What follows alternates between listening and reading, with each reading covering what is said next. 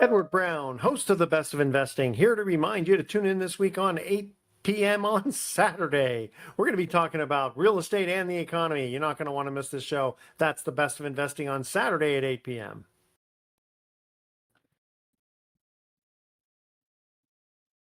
Welcome. You're listening to The Best of Investing. I'm your host, Edward Brown. Our phone number is 888-912-1190. Use that number to answer the trivia questions for a 5-pack tanning certificate given away during this show. And that certificate's not sponsored by the radio station, but by Tan Bella Tanning Salon with 2 locations in San Francisco and 1 in Marin. And these certificates are worth about $100, so it's a nice little prize. Today's trivia theme is baseball, since we're still in the heat of baseball season.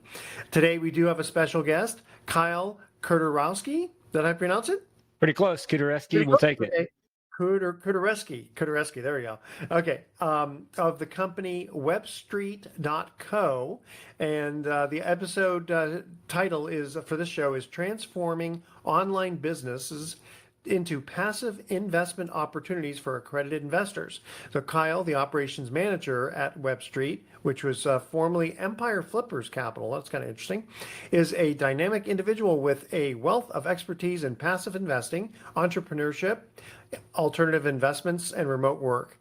With a background in engineering and management and a master's degree in project management, Kyle brings a unique perspective to the world of online business investing. Well, this is interesting. Kyle, welcome to the Best of Investing.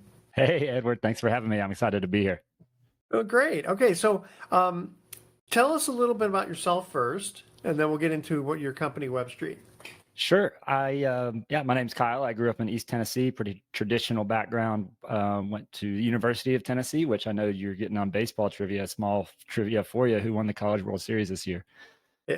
Tennessee, baby, right? That's right. And I was actually able to go out there with my dad for the last game in Omaha, my first time up there. It was a special moment. So huge baseball fan. And you know, it's funny because now you're in Savannah, Georgia, and we've had the owner of the Savannah Bananas on. And I mean, that's amazing how popular they are. Yeah, that's an incredible story in and of itself. But I went to UT, graduated, moved down here out of college for a traditional engineering role. Treated me well for about 10 years, and I knew I wanted to kind of scratch my entrepreneurial itch. So I got into vacation rental investing. I still do that. I've run multiple here on the East Coast.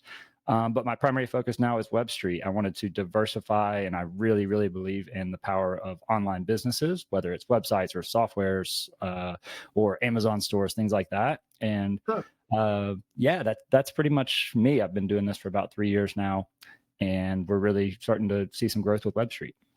Now, your vacation rentals, is it an Airbnb type, or are they longer term rentals? Yeah, Airbnb type. I set up a ton of one of the cool things about online businesses is being able to work remote. So I travel a lot and get to enjoy all over the world. And it's crazy, all the automations. Everybody thinks vacation rentals are super difficult, and they, they're harder than long term, but the automations and all the technology that's out there now really makes them much more passive. So yeah, where I live in California, they've put some restrictions on who can do our Airbnb. What states are your vacation rentals? Georgia and Georgia, Florida. Generally been pretty friendly to us regulation wise, but they have increased, and then taxes increased, bed tax, blah blah blah. So probably not quite as bad as California, but it certainly doesn't help. Yeah, I know. Anytime the government can steal money from you, they figure out a way to do it. We have about a minute to go before we have to cut to our break. So now you're doing transforming online businesses into passive investment opportunities for accredited investors. So when I hear accredited investors, it sounds like you have some kind of a fund that you raise money. Correct. Okay. Yeah, we take investors into a fund, and that fund goes out and purchases online businesses. And we're running tight on the time for the break, but Empire Flippers was a brokerage of online businesses. And so that's what makes us so well versed is we were born out of, they've done over $500 million, so 500 million plus in businesses brokered. And that really was what birthed WebStreet. Interesting. Okay. We are going to cut to our first commercial break here. And like you said, you know a little bit about baseball because you have the college baseball over there. That's right. Let's see here. Okay, here's the first trivia question. This is before we were born. During Babe Ruth's iconic career that ran from 1914 to 1935, how many teams did he play for? Oh, that's a good question. I definitely am going to Don't get it take me yet. wrong. Wait till we come back from break. We don't want to Okay, spoil it for the audience. Call perfect. 888-912-1190. The first caller with the correct answer wins that tanning certificate, which again is worth about $100. I want to make a mention here also for Mountain Mike's Pizza in San Rafael. Pizza the way it ought to be. And every time I do that shout out to them, I suddenly get hungry for their pizza. It's amazing. They have very, very good pizza. Check them out. Mountain Mike's Pizza in San Rafael. All right, stay with us. You are listening to The Best of Investing. Don't touch that dial. We are going to be right back.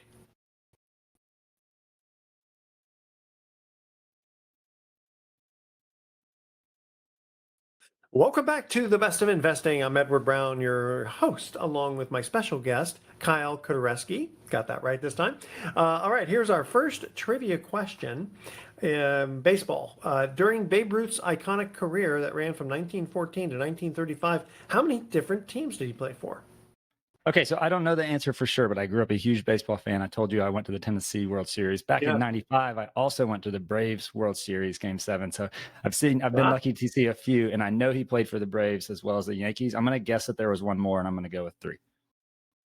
it is three. Remember, he started off. Actually, it's funny. He actually got drafted by Baltimore Orioles, Okay, but he didn't play there. He started off with the Red Sox, right? Because he got won it, got it. So 1918, Red three Sox, iconic teams. Yankees, and then the Braves. Yeah, and it's funny Yeah. you mentioned the Braves. Yeah, I have a nationally syndicated sports show, and I've Okay. had Sid Bream on, and it's like the most. It's the seventh. Apparently, it's the most. It's the seventh most exciting baseball play in baseball history. Was when he was on second base and he came in against to score against the Pirates to get him into the World Series. So that's kind of he's a very, very, very nice man. All That's awesome. right. So Kyle, I do want to make a mention here also. Transcendence Theater, you got to check out their upcoming performances. Bestnightever.org. I've gone to a few of them. This latest one was literally the best one that I had ever seen. It's like Broadway off Broadway. Check them out, bestnightever.org for tickets. All right, so Kyle, let's talk a little bit about your online businesses. How'd you get started in that, and then how do you syndicate that? Sure. So, like I said, when I bought a vacation rental, I had been in corporate American engineering, and I knew I wanted to branch out on my own. And I came close to purchasing an online business, and then I realized I didn't quite have the skills or the know-how to do it, and I ended up going the real estate route. But I kept in tune with them, so I think it's still, Okay. to use a baseball reference, I think it's still really early in the online business industry, maybe the third inning. So Okay. I thought that was a good industry to get into, and I loved the culture that Empire Flippers had, and I almost bought a business, and then I almost invested in the first round of Empire Flippers Capital, their first fund. And Oh, then I didn't invest, but I saw that they were hiring. And so I was their first hire for this whole Web Street thing. oh, It's two separate okay. companies, but they're sister companies. And so, A, I believe in them, and B, I really like the culture of the company. And that was about 3.5 or more years ago now. Okay, and it's funny. I think of online businesses. The first thing I think of is people who sell stuff on Amazon. Yeah. And that's what I think. Yeah. So, yeah, it's a good point. There's a lot of different monetizations. A lot of people don't realize basically anytime you're doing something on your phone or computer, somebody's getting paid.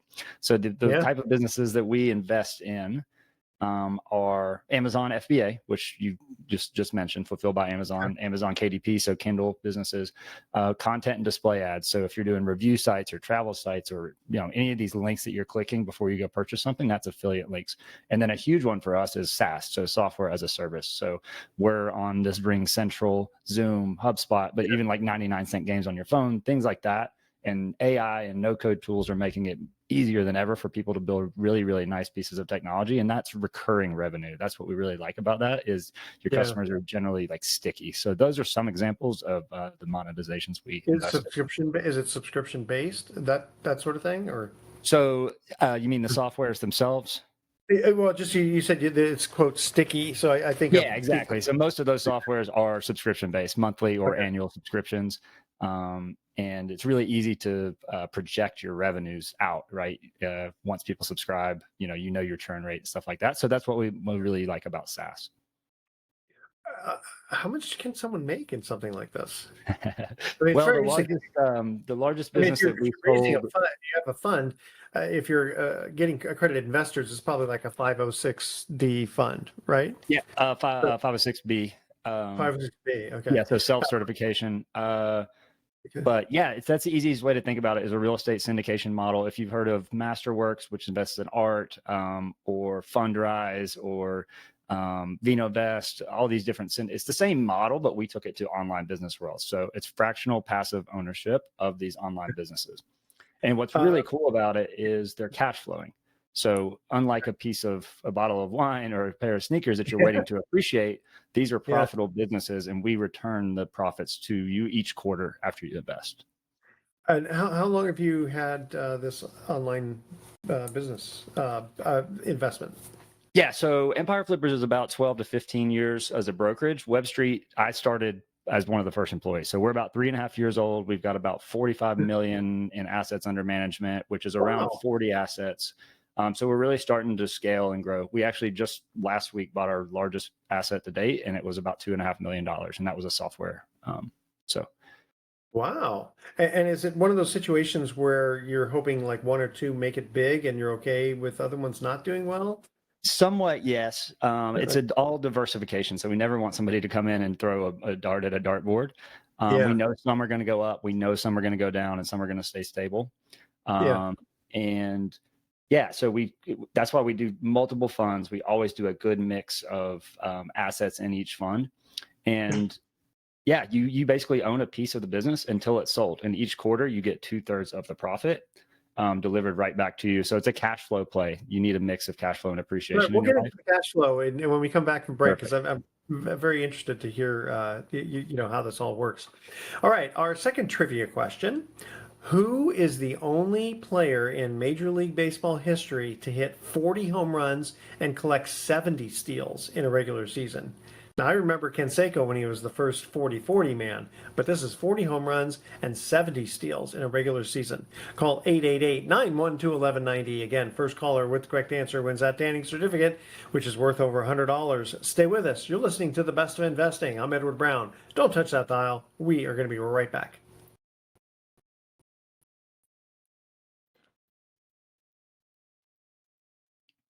Welcome back to the Best of Investing. I'm Edward Brown along with Kyle Kuderewski. And our second trivia question on baseball. Who is the only Major League Baseball player in history to hit 40 home runs and collect 70 steals in a regular season?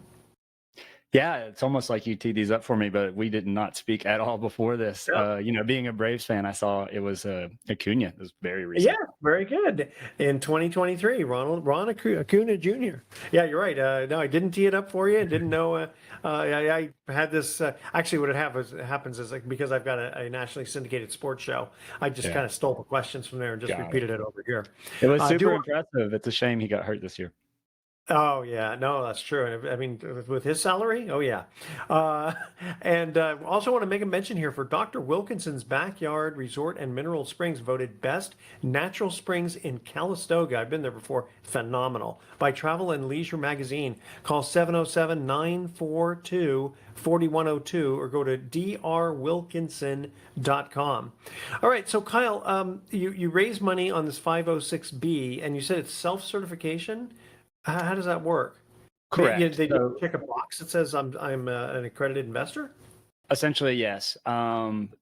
There's 10 different ways to be accredited, right? So they choose the Yeah. way that they are, but it is on them. They don't have to go through sending us and verifying. And there's some restrictions on our side that come along with that, right? So we I was can't going to say, publicly okay, solicit. Yeah. yeah. What kind of restrictions are on your side for doing The that? biggest one for us is we can't publicly solicit. Oh, gotcha, Now you and gotcha. I can talk about our model and all of that, but we can't get Yeah, into an open offering. Um, yeah. and so that's a deliberate play by us because we want to make it as frictionless as possible. So that's the model that we've chosen for now. We've tried some crowdfunding and different things in the past, but this is working really well for us. So And so it's just what like friends and family, and then referrals from other people, and yeah, that's how it started out. Well, it started out with a huge audience from the Empire Flippers days, right? They had all, oh yeah. yeah, you already had Um, that. Sure. Sure. exactly. But now we're working to expand to people that invest in real estate and invest in other things and want to diversify. What's minimum investment? Generally, it's around $60,000. Each fund has $60,000. different nuances, Sure. and depending on how many businesses and blah blah blah, but around 60,000. And what kind of cash flow do you pay starting in the first quarter?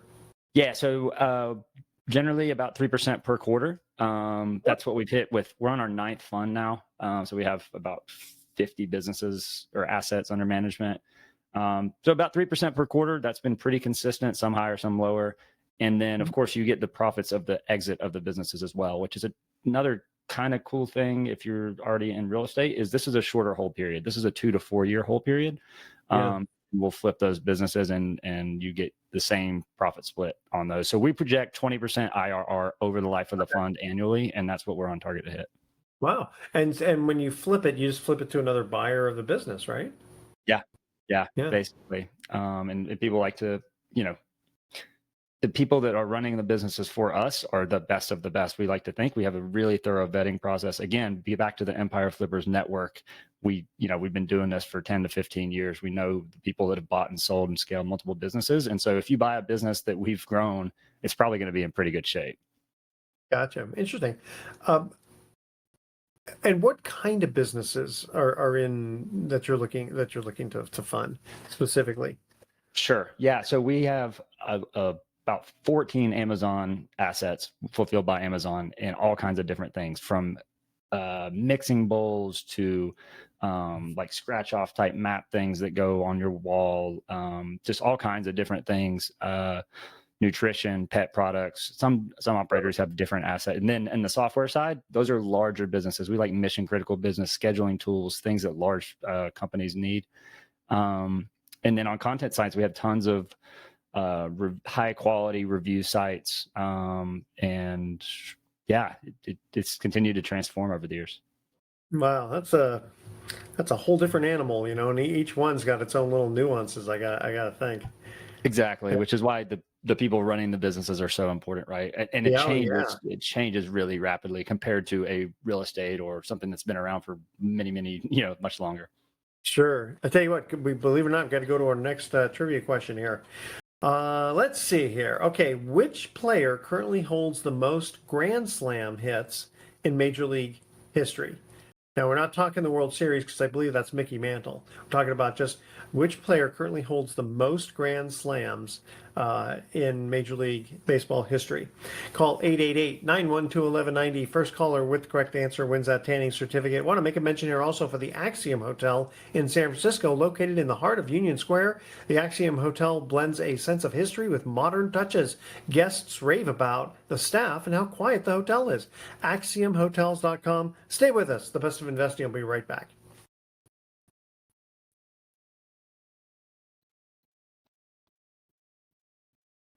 Welcome back to the Best of Investing. One more time, I'm Edward Brown, your host, and along with my special guest, Kyle Kuderewski. Our third trivia question: which Major League Baseball player holds the record for most Grand Slams? Yeah, I'm not certain on this one either. I know I would go pretty far back. I know Lou Gehrig had a ton. So let's have go a with ton. that. Someone beat him fairly recently. Well, fairly. Okay. Alex Rodriguez. He's got Oh, 25 really? in 22 seasons. Yeah, He might have an asterisk though, right? Maybe, yeah. And I think he probably beat Lou Gehrig's record, probably. I don't know how many Yeah. Lou Gehrig had. All right, so Kyle, let's wrap this up with what you're doing. So you've got not only the online businesses, you also have some real estate syndications in multifamily. Sure. Yeah. Again, I initially got in on my own with one partner on my vacation rentals through an LLC and blah blah blah, and then started getting into just more passive. It's went the syndication model, wanted to branch out from vacation rentals and diversify, and so I'm definitely in some multifamily syndications as well. Well, and I got to think that.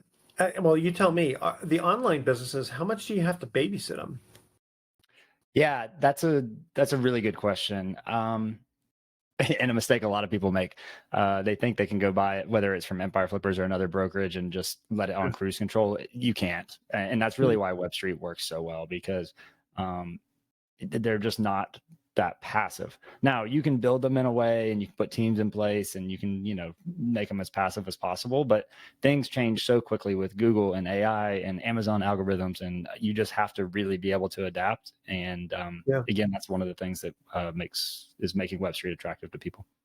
It's interesting. It's almost like like a mini Shark Tank TV show in a way. That's exactly it. Like one of the things we've been doing as we've been expanding our investor base is we refer to it as micro private equity. Like we're micro VC, right? So we're not buying $100 million businesses, but we are buying $2 and $3 million businesses, and it's a way for people to get access to that. It's a good analogy.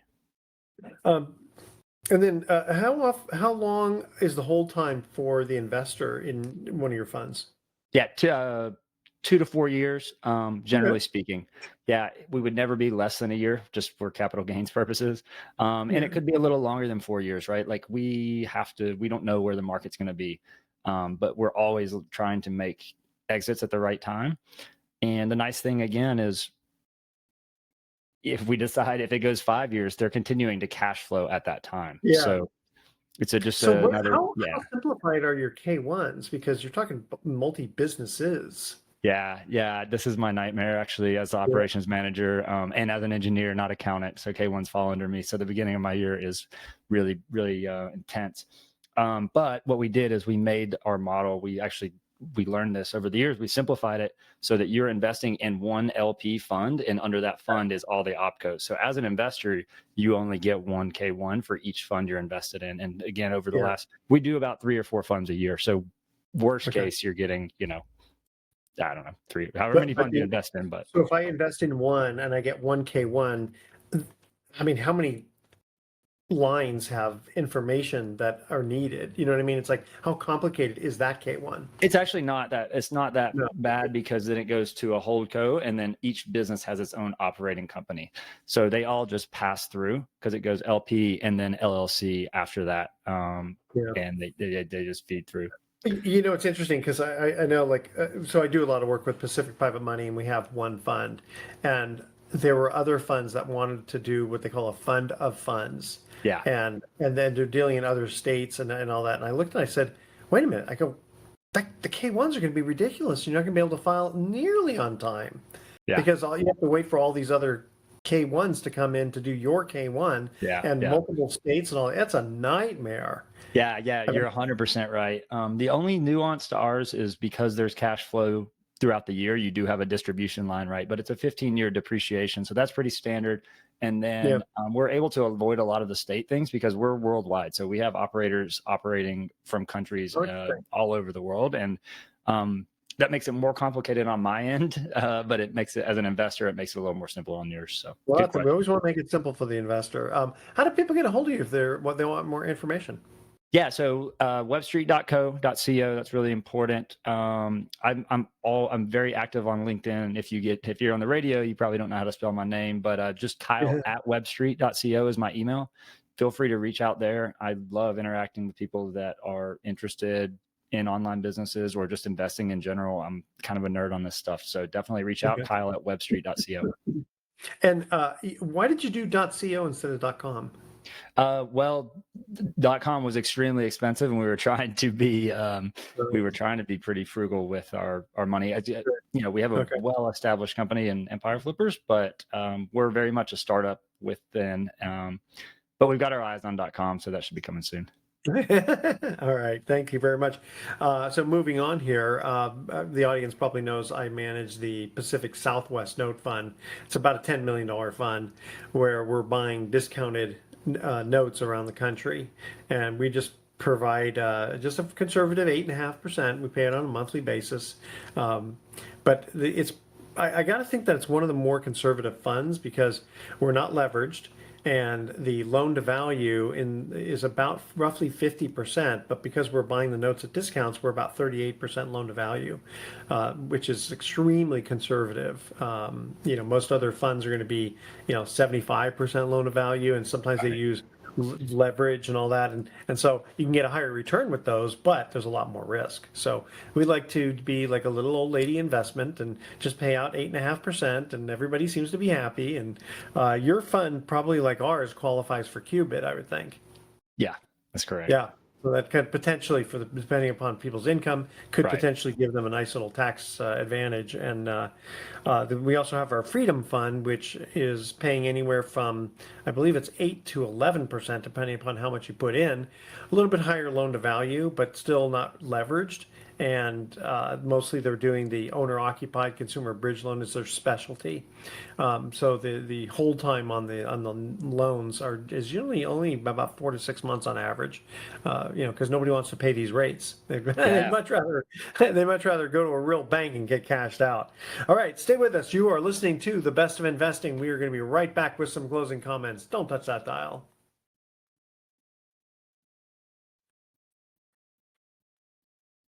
Welcome back to The Best of Investing. I'm Edward Brown, your host, along with my special guest, Kyle Kuderewski.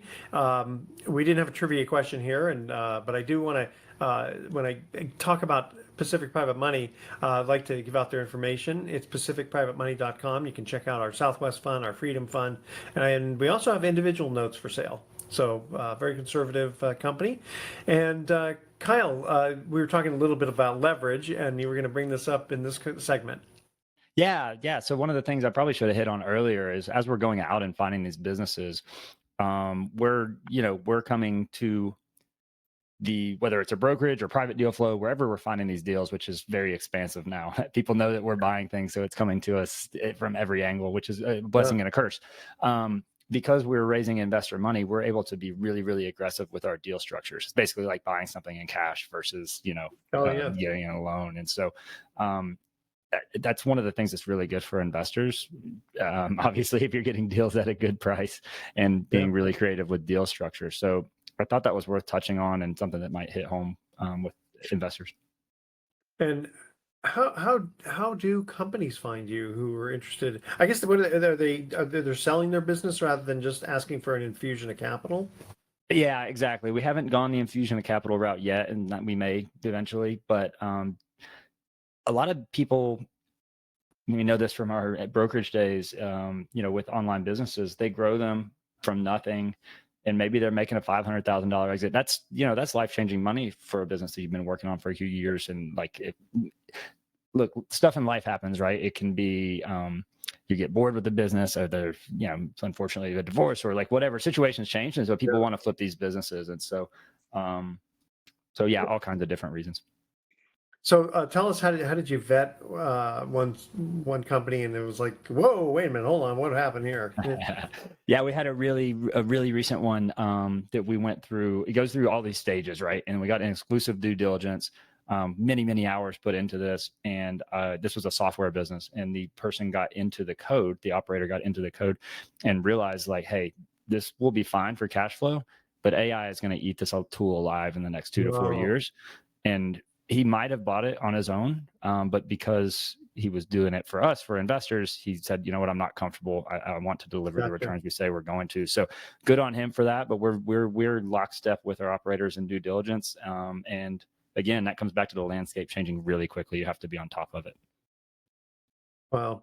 Yeah, I was just at a broker's meeting yesterday for real estate, and someone said that this guy wants to buy this property, but he wants to tie it up for like 2 years, and it's like, yeah, that doesn't really work too well, because tying up property, I mean, it's one thing if you want to tie it up for 30 days or 60 days while you do due diligence, but for tying up a property for 2 years, that's just, I mean, I don't know, I'm sure where there's an advantage to the seller on something like that. Yeah, that's right. Especially once you're getting a non-refundable deposit. It's interesting. There's this one deal I'm looking at. Unfortunately, I'm not going to have enough time to dive into it, but I'm going to be, rather than buying the note, I'm going to buy the income stream. Oh wow! And so get the seller of the note, or the holder of the note. What I'm trying to do is get him to assign all the notes to me, because there's like 5 of them. I'll give him a certain amount, and I want to collect all the income stream that comes from those notes based on what's expected, and then in a year he can pay me back the principal. So Got it. we'll see. We'll see what happens with that. I may have to report on that in a few weeks because it'll take a while. All right, Kyle, thank you so much for joining us. And here's our thoughts for the day. So, the hardest job ever is working in a bubble wrap factory. Can you imagine the self-control you'd be needing in that? And my keyboard must be broken because I keep hitting the escape key, but I'm still at work. I don't get it. All right, audience, tune in next week to The Best of Investing. We're going to be giving away more free prizes for answering trivia questions and, of course, having more dad jokes. All right, thanks for listening. On behalf of our team, I'm Edward Brown, wishing you the best of investing. So long.